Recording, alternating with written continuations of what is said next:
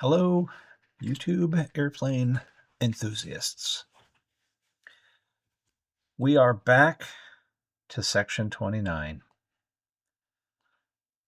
Yeah, it's back. It's the gift that keeps on giving. We're gonna extra special speed this up. Like, I think the time lapse is already at, I don't know, one shot every second, so 30 frames a second. I don't know. In any case, it's pretty fast, and then I'm playing this time lapse at 200% until we get anything new. So, good news. We'll be done with the second half of section 29 a lot faster than the first half. Mainly because most of the stuff was pre-done, all the structure stuff. We did a lot of that beforehand. Realistically, it's just prepping and attaching the side skin. So I think what accounted to, like,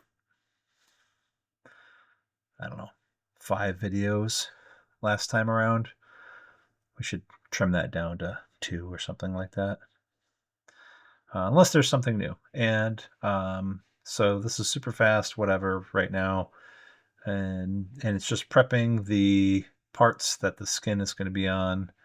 And the skin itself, so it's going to be quick, deburr, dimple, pop, pop, pop, pop, pop, pop, super fast dimple. There you see I was pre-drilling those holes on the sort of lip that goes under to the bottom skin with number 30 for the Cherry Max rivets that I decided to put in there. Again, pop rivets, great in that area. And then marking off the stuff we don't want to rivet with flush rivets or don't want to dimple.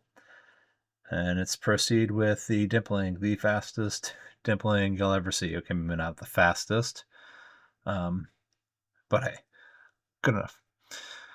There is something new in this video, and that's coming up here shortly.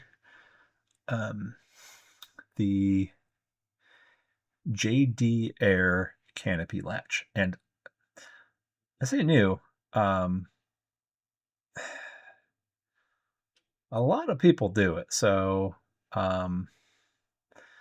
I think I just made a mistake there. I think I dimpled too many holes on the bottom longeron. I think I end up having to countersink those. But this is the template they give you for the JD Air canopy latch. It does not automatically work for an RV-14. Period. End of story. You need to use the holes in the skin as a guide and figure out what you're going to do with it. What you don't see in this video is that I had already pre-cut this using, I took the skin and then I took a piece of 32 thousandths aluminum and I drew, I match drilled all the holes around the latch to this other piece of aluminum, and then I drew the holes there from the existing skin onto the other piece of aluminum. Then I went and